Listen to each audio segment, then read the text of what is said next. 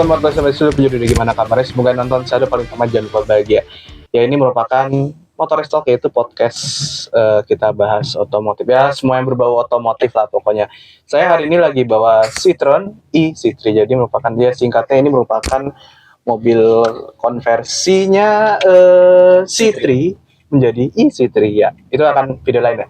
Hari ini saya bersama dua narasumber yang jam terbangnya di dunia wartawan otomotif sudah lama sekali. Bersama di sebelah kiri saya ada Adit PS dari Bincang-Bincang Mobil. Dan di belakang saya ada Pasya dari getpost.id. Oh, bukan Gaikindo tadi bilangnya Gaikindo.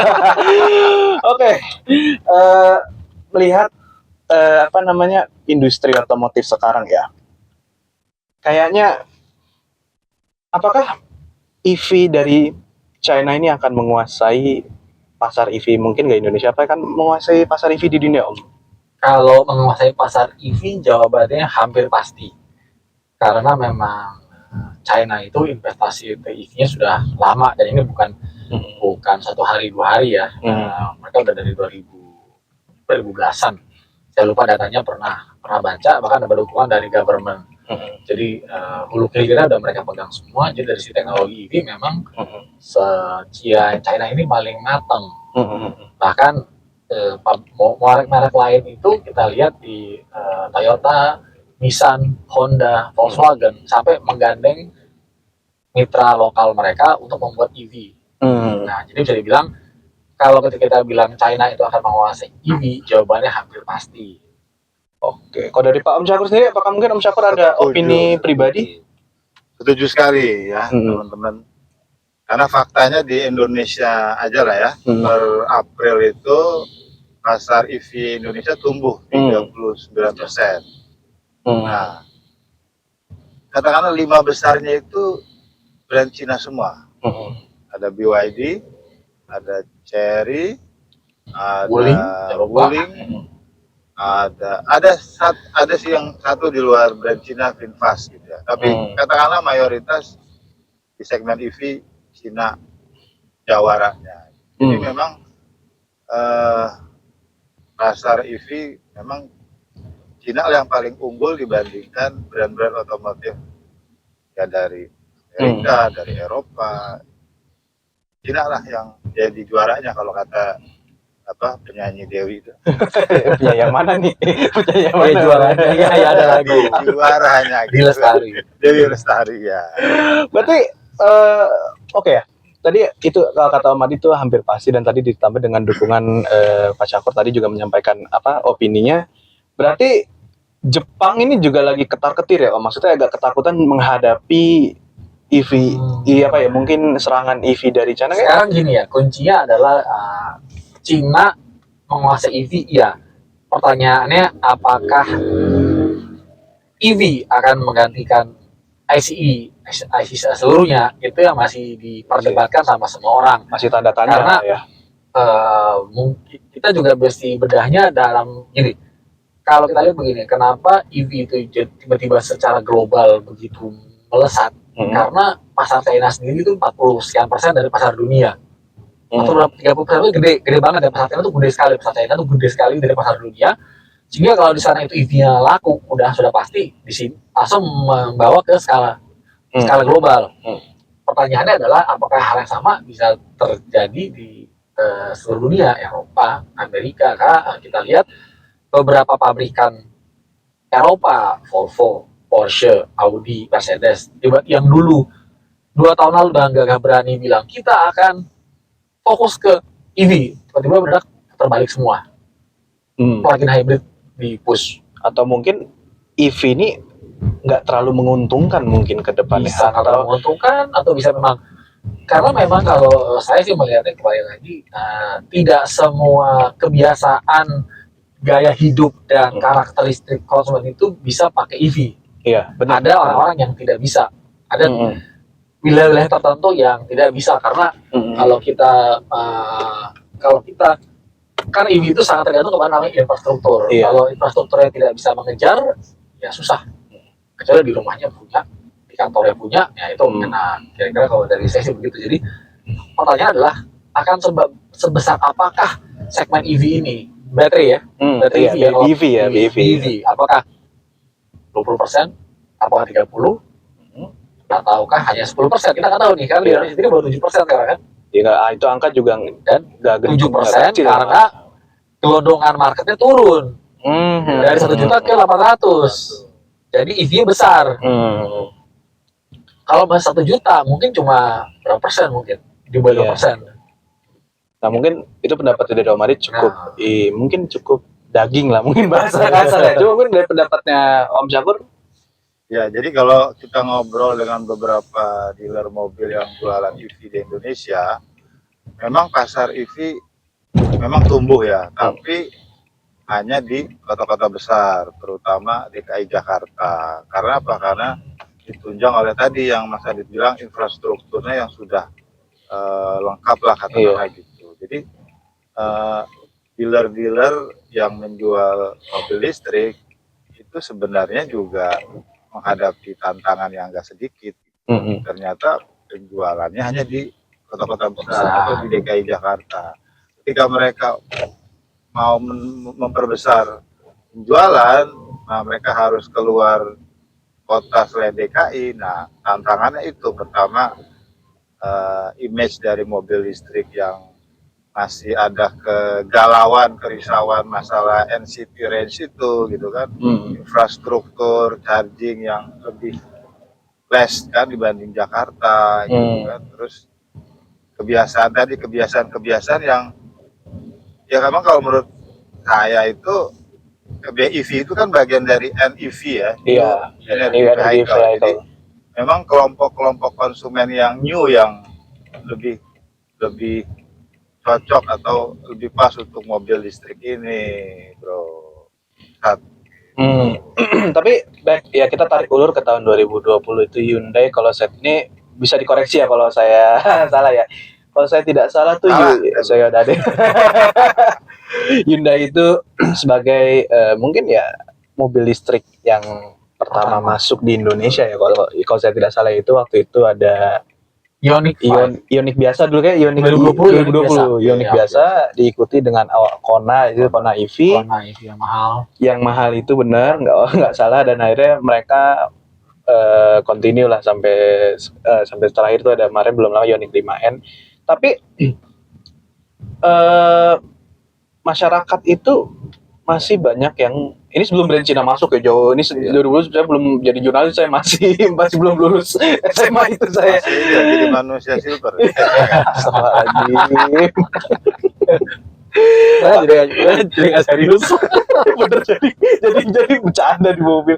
Tapi ya oke lah, sebagai langkah beraninya Hyundai untuk memasuki BEV battery electric vehicle. Tapi masyarakat pada saat itu kan masih takut naik mobil listrik.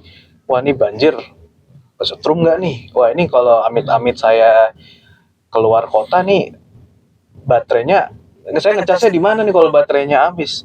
Kira-kira ini ya, what if ya? Mungkin Om Adit bisa jawab dengan pendapat Om Adit. What if kalau Hyundai itu nggak colong start di tahun, yang nggak mulai duluan di tahun 2020, kira-kira apa yang terjadi di pasar industri EV ya di Indonesia ya? Ya, kalau 2020 sih kalau menurut saya nggak terlalu berimpact ya, justru berimpact di tahun 2022. Oh, mulai dari 2022 ya? Insentifnya mulai ada. Ya, 2022 insentif kira-kira baru mulai berlaku kan. Ada Ioniq 5 dan EV. Iya itu juga.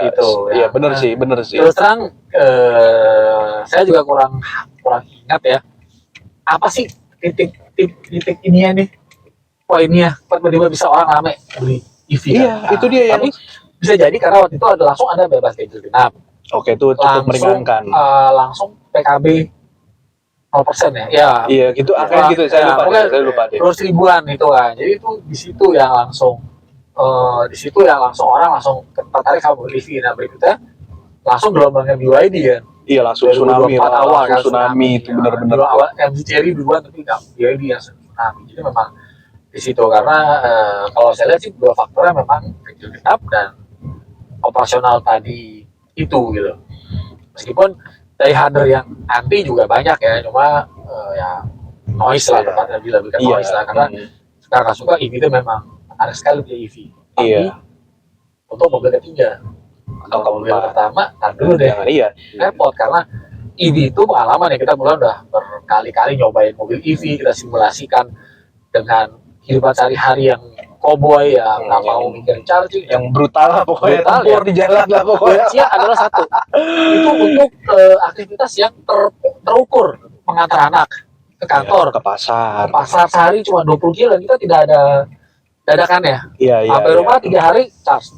Tapi kalau kita mesti mikir ke Bandung aja, di sana mesti ngecas di mana ya? Wah, udah tuh Iya, itu benar. ganggu karena mengesalkan ketika kita harus mengubah acara hanya gara mesti ngecas baterai. Itu ngeselin. Berarti kembali lagi ke infrastruktur berarti yang belum memadai. Dan saya punya keyakinan sampai kiamat nggak akan mengejar infrastruktur karena oke, di aplikasi ada, barangnya fisiknya ada, atau bagian ditutup, Toto EV apa pengecasannya rusak. ya Iya. atau rusak, Terus nggak ada yang jaga. Nggak ada yang jaga tuh repot atau tuh. apps-nya Iya. juga error. Banyak Faktor Sering jadi memang terjadi di situ. itu. Jadi ya akhirnya juga yang FPKLU swasta lebih reliable ya, tapi kan gini aja sih logikanya, rasio yang normal itu harus 1:10, satu charger buat 10 mobil. Di kita mungkin baru 130, 130, Iya. bahkan ke konon Jakarta malah 145, Jakarta nggak ada konon. Iya. Kalau kita lihat Jawa Barat mungkin agak baru ini. Nah, jadi memang charging anxiety itu yang Ya. sangat-sangat sangat isu yang paling Iya, benar-benar. paling harus dipikirkan sama-sama gitu. Makanya kan ketika misalnya elektrifikasi, kalau saya sih percaya tidak ada satu solusi tunggal gitu. Harus kebutuhan apa nih yang tinggal di daerah, mobil pertama nggak bisa kepanjangan. Iya.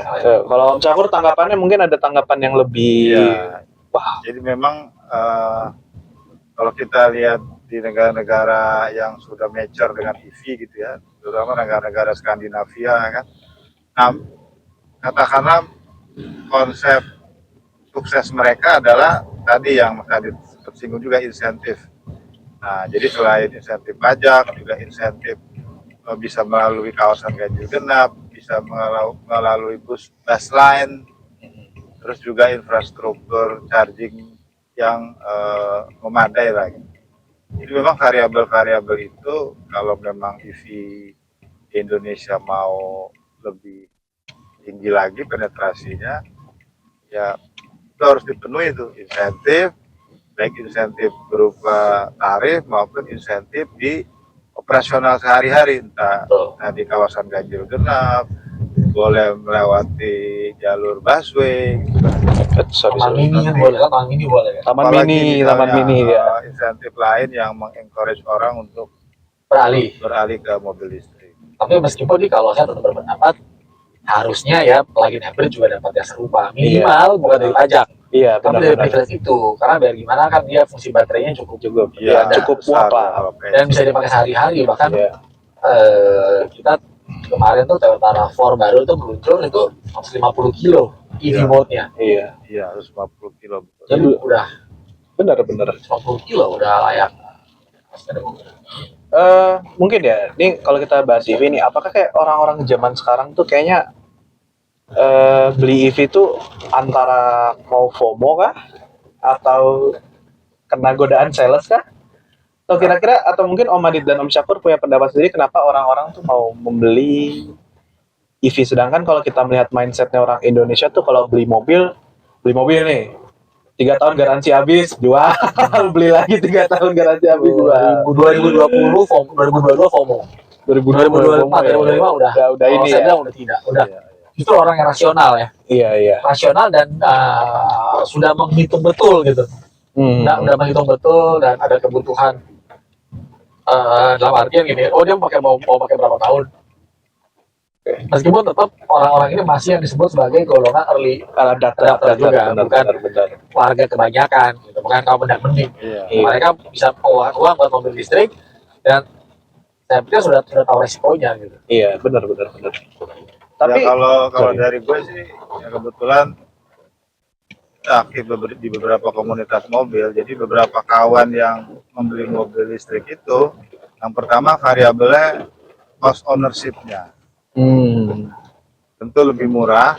Yang kedua memang katakanlah biaya energinya. Jadi mereka teman-teman gua tuh ya tentu bukan mobil yang pertama untuk EV ya. EV-nya mereka beli itu untuk mobil kedua.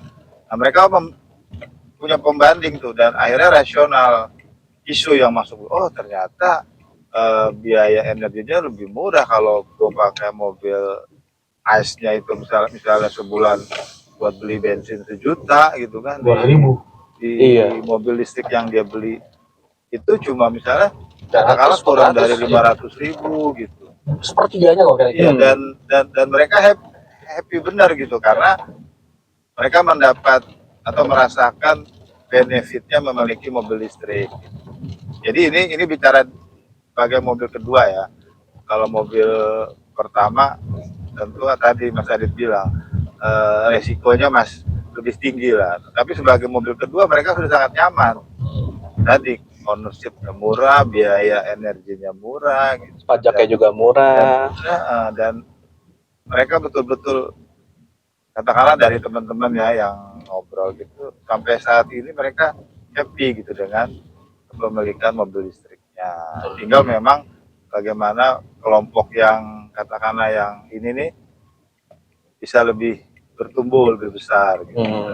Ya, meskipun sih tetap kalau saya pikir akan ada growth maksimumnya ya karena balik lagi tidak semua gaya hidup itu bisa dipenuhi oleh si mobil listrik itu. Benar.